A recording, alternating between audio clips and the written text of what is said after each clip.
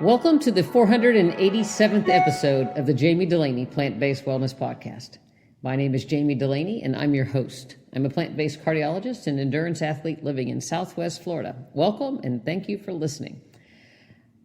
To my longtime listeners, there wasn't a podcast last week. Usually there would be a delay when there's a race to report, but there's no race to report. It was the Leadville 100-mile race weekend, but I was not there. I was watching from my couch at home while I recovered from some virus that could be called COVID, maybe just called the flu, who knows, but it took me down enough and gave me a bad enough voice that I did not record a podcast last week. So thank you for listening now, and I hope to make it up to you.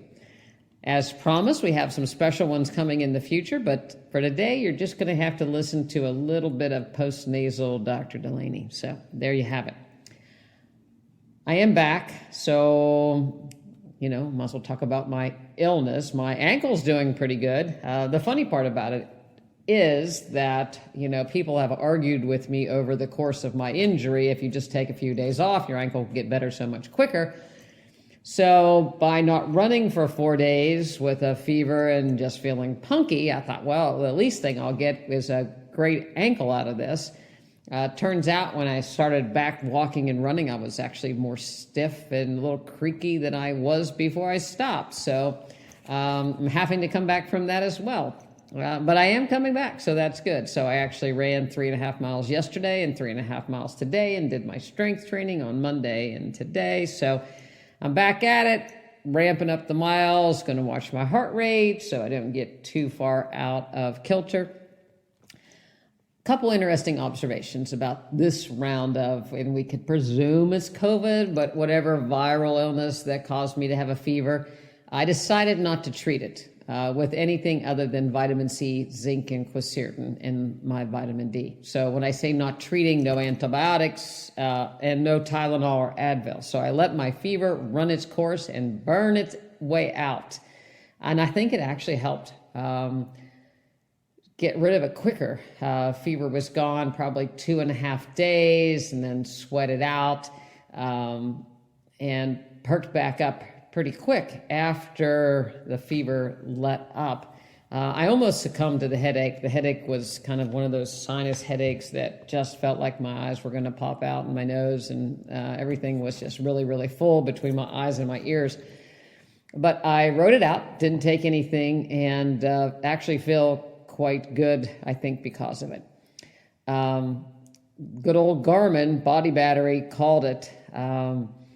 Day that I had the fever, body battery went, 10, dropped down to 4 of a low that day. And then the next day gradually made its way up to 15 and then gradually made its way up to 30 and then 60. And this morning I was, I think, 95. So Garmin called it. The other thing the body battery called was probably I was getting run down beforehand.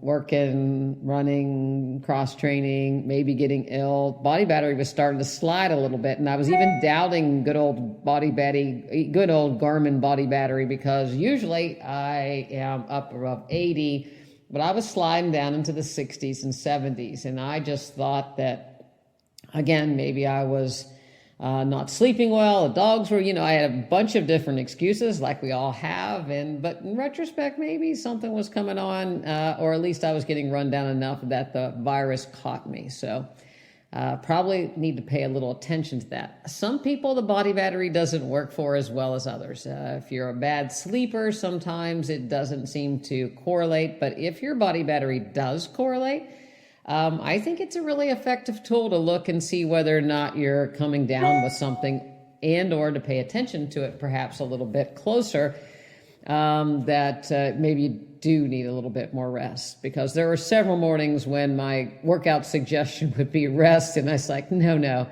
I've got 6 miles planned. So there you have it. But anyway, I'm on the mend, and maybe I'll pay a little bit more attention to the body battery before I get down to 4, as opposed to wait until I get down and have to dig myself up. As a part of my work my way back up, I'm actually repeating week 6 of my strength program since I didn't get the third day last week. I thought I'd just do the 6 again, so I'm working my way back up, as well as working my mileage back up gradually. I wanted to talk a little bit today about energy expenditure, calories burned, calories taken in, and perception of those. And there was a very old but very well done study back in the New England Journal of Medicine that looked at people that had difficulty losing weight, and they compared them to people that weren't trying to lose weight of a similar body mass index. And what they try to do is to look at what people think they eat, what they actually eat, how many calories they think they burn exercising versus how many calories they actually burn exercising, and compare them to other people. And it was quite extensive. They divided people into 2 groups.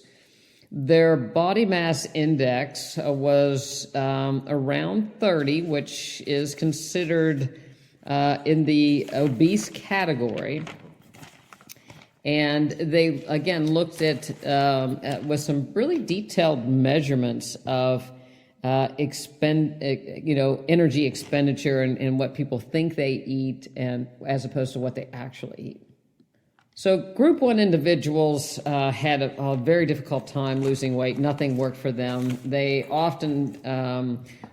more often were on thyroid medication, more often thought that they had a genetic disorder that attributed to them not being able to lose weight. And they described their eating behaviors as being normal. All of them described eating less than 1,200 calories a day. Most studies are flawed when we do calorie recall or nutrition recall. And in our office, we actually do nutrition logs or surveys, mainly to get an idea of the overall plate, nutrients that people eat, foods that they like, foods that they don't like, where they are right now. And I have to tell you that 100% of the time, they are not accurate when it comes to total calories or total food. Most of the time, people forget, so they reconstruct it looking backwards. Some of them are very artistic that they send in. They're color-coded and everything else. So you can tell that they recreated it from their memory. But almost always the volume of food that they eat appears to be on the low side for their weight. And if you look about the amount of exercise that they do, it is always over what actually turns out to be how much they actually exercise when we either look at their, data on their Garmin or their iWatch, or even just talk to them when they actually come into the office, as opposed to what they write down on a survey. So these groups of people had their calories for 14 days measured by a very advanced technique of double labeled water. So they actually looked at carbon dioxide and that double labeled water through urine samples or urine collection for 14 days, and was able to get a very accurate measurement of how many calories they consumed in a 14-day period.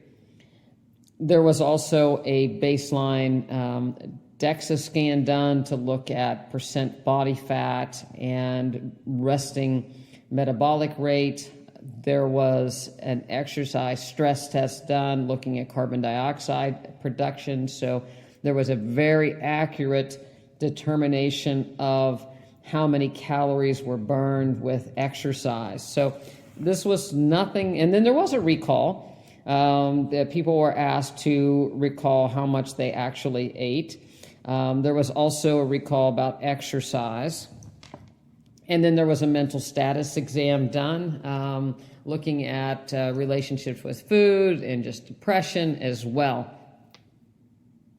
they would estimate their portion size of food, and then it would be calculated as far as the number of calories, and that's how they got the recall aspect of things. There was also a test where after fasting, they were instructed to eat a specific meal until they were 80% full or up to 45 minutes of eating. And then the next day they were contacted to get a recall of what their perception was of what they actually consumed versus the actual weight of food that they actually consumed. Both of the groups were similar with regard to age, their body mass index, somewhere in the low 30s, employment, education.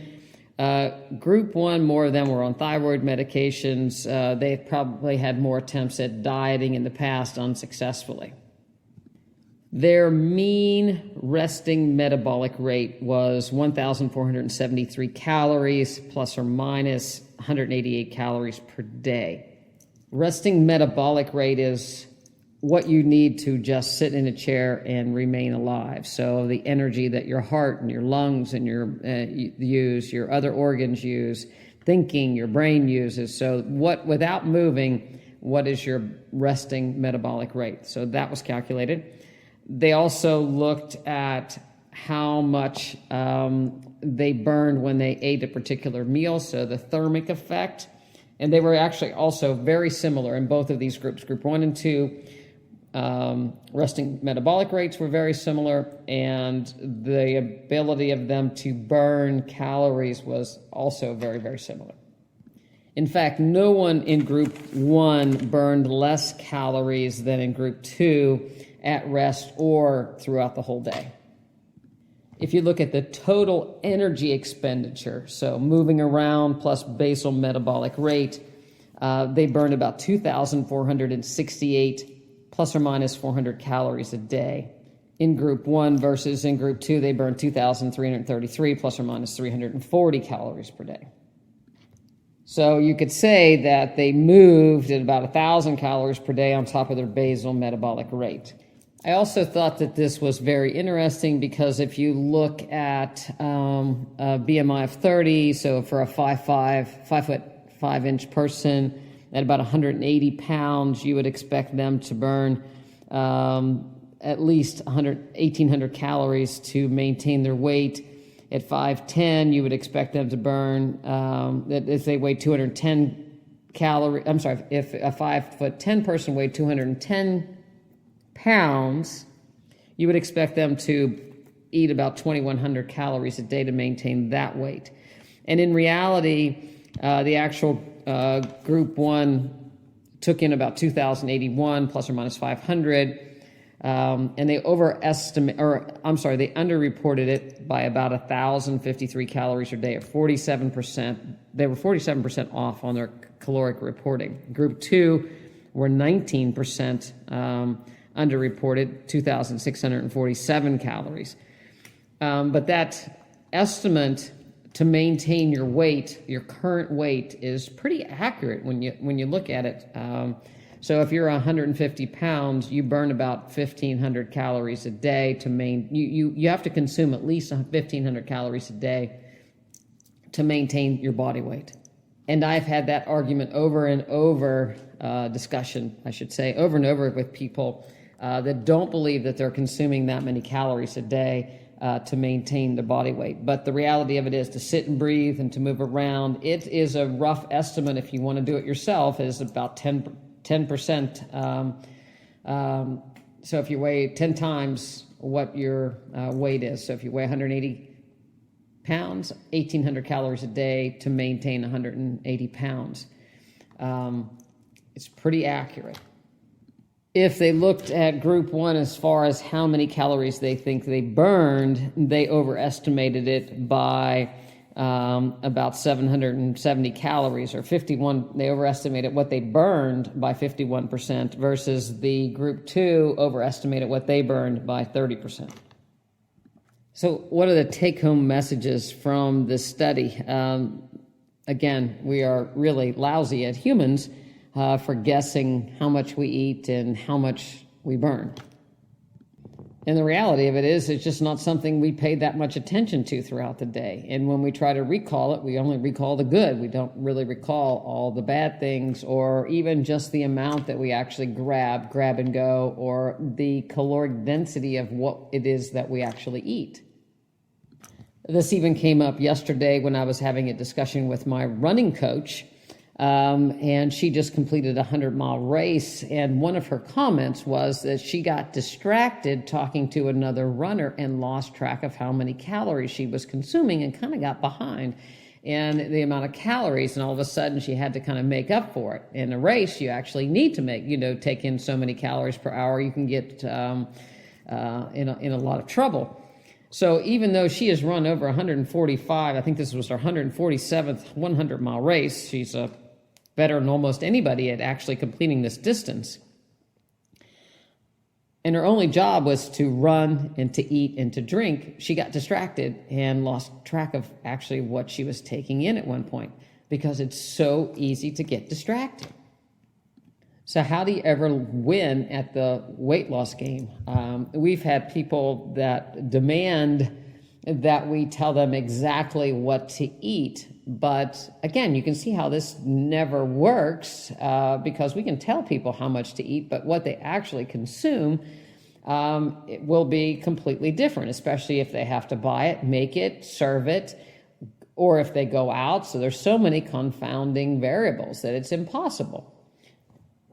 The bottom line is, when it comes to are you getting enough calories, is what's your weight. If your body mass index lies between 18.5 and 24.6, you are getting enough calories in, and that weight is probably a good range for you. There are a few exceptions. Very highly competitive Olympic level athletes sometimes have more muscle, and their BMIs may be in the abnormal realm of things, but sometimes they're just also carrying excess of fat at that point too, but they're still an Olympic quality athlete. So the first thing you can do is to assess your body mass index. There's multiple different calculators or little apps for your height divided by your weight.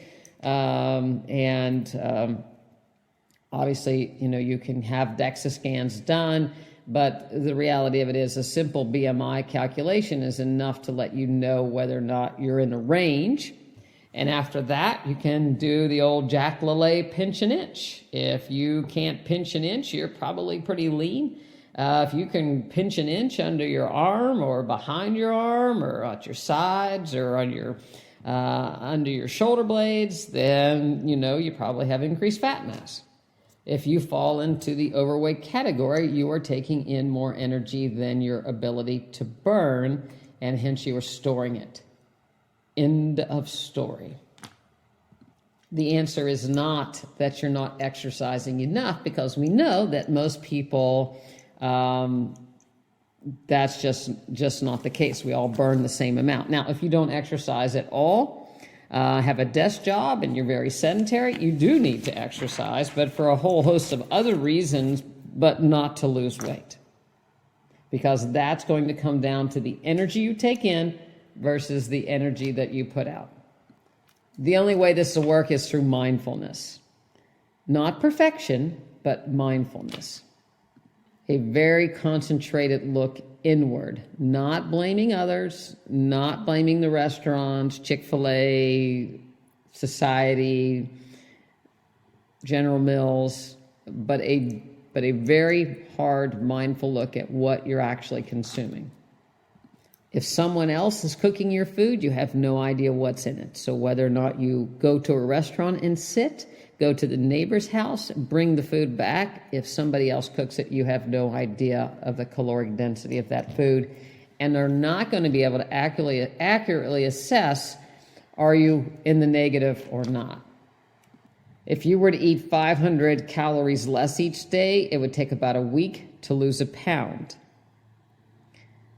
If at the end of that week you have not lost a pound and you think you were going less than 500 calories every day, then your assessment needs to be done again, because it's not accurate.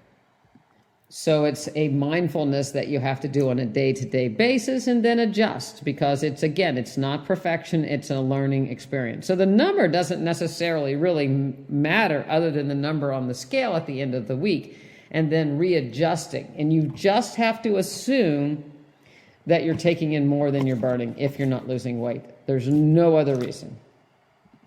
Okay, I'll give you an exception, water weight. So if someone has a high salt index, a high salt intake for a day, you can gain 3 pounds overnight. It's certainly not fat mass, it's water mass. If you lose 3 pounds in 3 days, it's probably water mass, not fat mass. The more prepared foods you eat, the more you eat out, the less sodium control you have as well.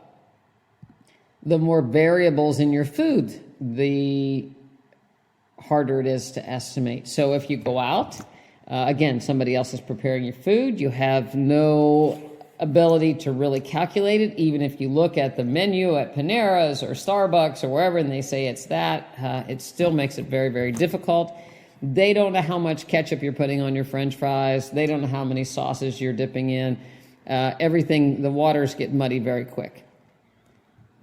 Start to catch yourself with the I need versus I want. I need a snack versus I want a snack. Why do you want a snack? Is it because it's 3 o'clock and every day at 3 o'clock you're terribly bored falling asleep at your desk and you need a snack? Or do you want a snack because you're falling asleep at your desk at 3 o'clock? It all counts, whether it's carrot sticks, cutie oranges, or a protein bar, it all counts as calories. It doesn't matter if the calories come from fat, protein, sugar, carbohydrate. Calories is when it comes to when we're looking at weight. I most always hear, I eat too many carbs. Nobody ever eats too much fat. But the reality of it is, most things are a combination. If you look at the calorie density of food, bread and pasta is about 1,500 calories per pound. So is beef. The bacon that everybody loves, 1,193 calories per pound. How about that healthy fish? Salmon, the highest caloric fish, 830 calories per pound. Most other fish are around 530 calories per pound. And that's before it's cooked in butter or oil or whatever it is that it's cooked in. Those are before sauces and so forth. It's much easier if you keep it simple. People talk about I'm whole food, plant-based, but that Whole Foods, they have no idea. Maybe they shop at Whole Foods, I don't know. But Whole Foods would be a potato, not mashed potatoes, but a potato. Rice, oats, not rice flour, not oat flour, certainly not almond flour, because you're grinding something up and making it more calorie dense. When people eat beans and they eat hummus, or smashed refried beans are much more calorie dense than the whole bean. People that start loading their blender up making a smoothie with lots of different fruits and vegetables can end up having a very calorically dense drink. What we drink counts as calories as well. So not only do the smoothies and the fruit juices, it takes about 6 oranges to make a cup of juice, maybe even more. And then the juice made from fermenting grapes, that being wine, calories. Alcoholic beverages, even though the carnivores may call vodka a non-carbohydrate because it's fermented, still has calories, still has energy, still counts in that total per day. So one of the easier ways to get a hold of this is to menu plan. Work your menus, keep breakfast and lunch constant for a couple of weeks. Most people are happy to eat the same thing for breakfast, maybe switch out a couple different things for lunch, and then maybe cook 2 or 3 meals for dinner and then rotate them around. If you have a bigger family, then obviously you may have to cook every night, but having foods that you can identify as whole foods and let other people fill in as needed is a way around that. Back in the day when people were trying to stretch a meal across a lot of children, They would add mashed potatoes. Because they could drag the potatoes out a little bit more by adding milk and butter to them. Pasta, bread. They're good fillers. They're calorie dense. That's what they're used for, is to increase the calories, to fill in for not having enough of perhaps the other things available. But as far as nutrients go, we want to look more at nutrient dense. So fruits and vegetables being our nutrient dense food, beans, whole grains as being nutrient dense food, but then more calorically dense as you go up the scale. I think when people start to look at how much can I eat is the wrong way about it. I think it needs to be mindful about how much do I actually need and how much am I actually consuming so that I can get a handle on this. To lose weight, you actually have to dip into your energy stores. And the only way you can dip into your energy stores is to have a period of time when you've metabolized the food that you've eaten, and now your body can look to the energy stores that you have to actually use. If the moment that your stomach growls, you put something else in, there's a good chance that you've never really tapped into your energy stores. If some people are looking to get more protein in their diet, they don't feel like they get enough, you have to be very careful to make sure of what that protein is attached to. So if that protein is attached to eggs and you eat 3 or 4 eggs, you're getting saturated fat and you're getting a caloric density that may be greater than, say, if you increase your protein by eating beans or tofu.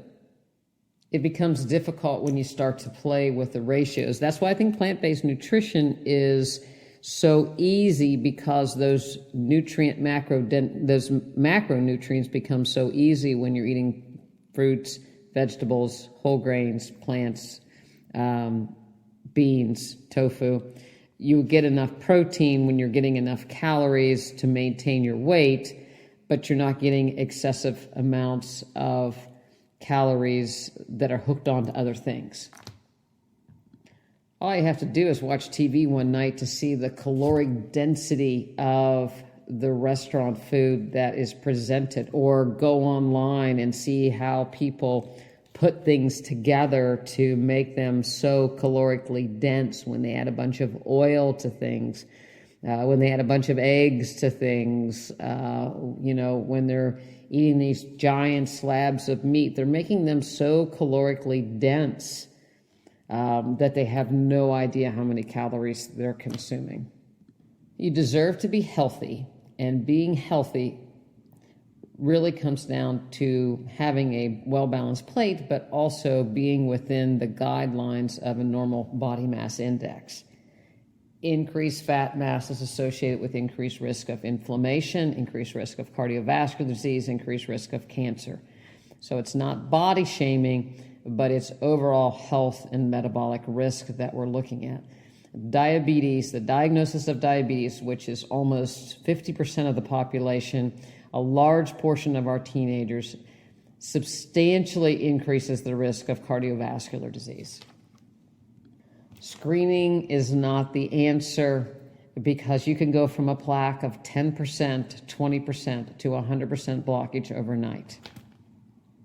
If your body is making excessive amounts of clotting factors, excessive amounts of growth factors because of your nutrition and your metabolic insufficiency, you're at risk.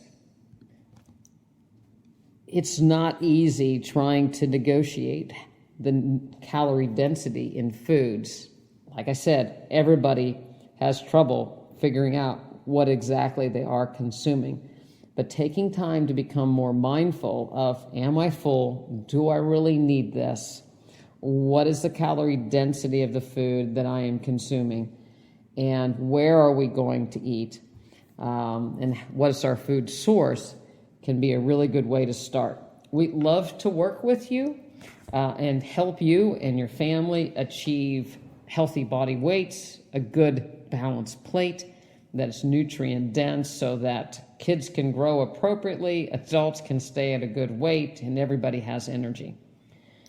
If you'd like to learn more, go over to drdulaney.com, DoctorDulaney, and check out our website. We have lot of different options to be able to work with us, whether you work just with a dietitian, you just have access to our nutrition lectures, or you become a full member so that we can help you assess your diet and exercise needs.